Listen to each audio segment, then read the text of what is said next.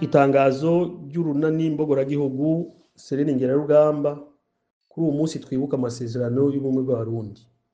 Urunani mbogoragihugu Sereni Ngerarugamba rwifatanije n'abarundi bose mu kwibuka no guhimbaza umunsi bemeza amasezerano y'ubumwe bw'abarundi naho atakurikijwe uko bavyifuza.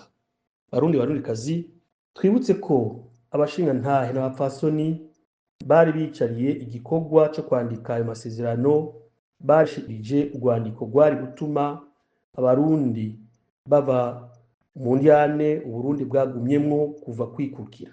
Ariko ayo masezerano ntiyakurikijwe, benshi barahemutse kuvyo bapfunditse, indyane zirushizaho kwiyongera.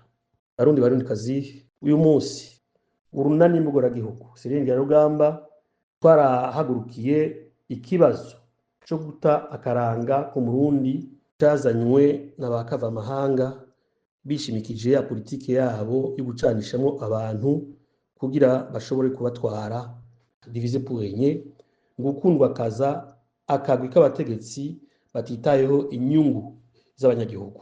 Barundikazi, muri rino tangazo tuboneyeho kumenyesha abarundi bose ko ico kibazo kituraje inshinga, ari naco gituma twagishize imbere mu nkingi nkuru tuzokubakirako Uburundi bw'ejo.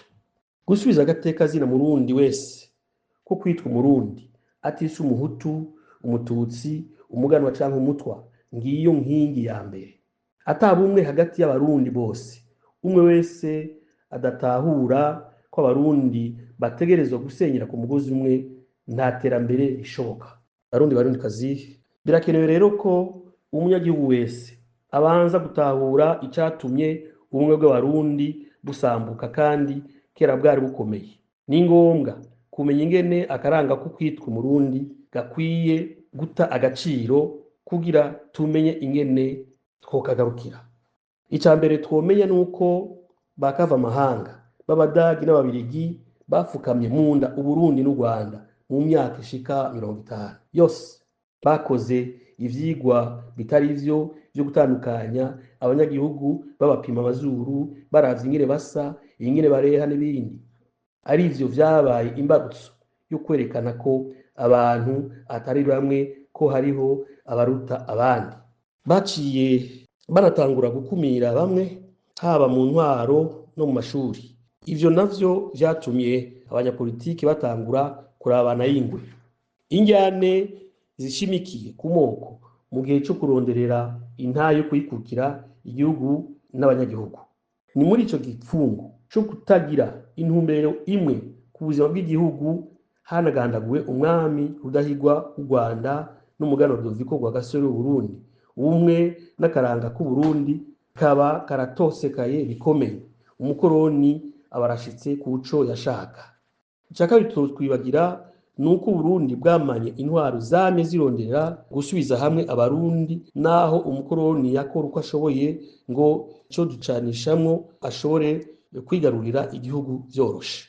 Akarorero ka mbere nako umuganwa Rudoviko Rwagasore yegeranije abarundi mu bumwe bwabo, maze atahukana intsinzi idasanzwe ku wa 18 Nyakanga umwaka w'igihumbi 1961, mu gihe abakoroni b'Ababirigi bobo bari bafise aho bashira imbere, bafise umugambi wo gutandukanya abarundi, Uburundi bugacika nk'u Rwanda bwo mu mwaka wa 1959. Rwagasore yahagaze nk'intwari koko arakingira abarundi ako kaga.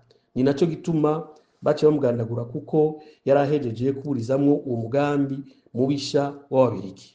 Umushikirangoma Pierre Ngendadumwe yakomeje iragira Rwagasore, nawe nyene yaratunganije inama Igitega umwaka w'igihumbi 1963 kugira bigire hamwe ikibazo c'ubumwe no mwumvikano vy'abarundi mu ntwaro.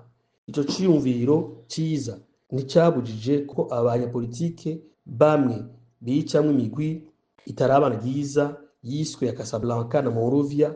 Ivyo navyo bihava bivyara indyane zifatiye ku moko, gutyo baba barahemukiye ryaragi ryo guhuriza abarundi bose hamwe iry'umuganwa Rudoviko Rwagasore.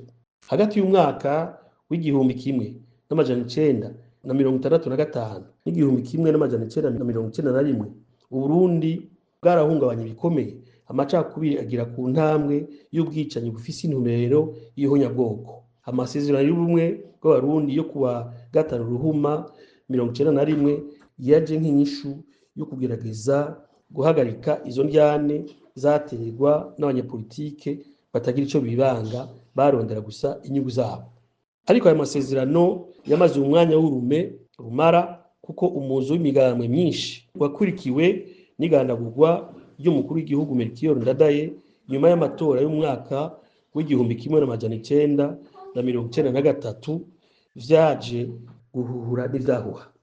Ubwicanyi bw'ihonyabwoko ry'abatutsi bwaciye bukurikira bwerekanye ko ubumwe bw'abarundi bwigishijwe bwagumye mu nyandiko gusa.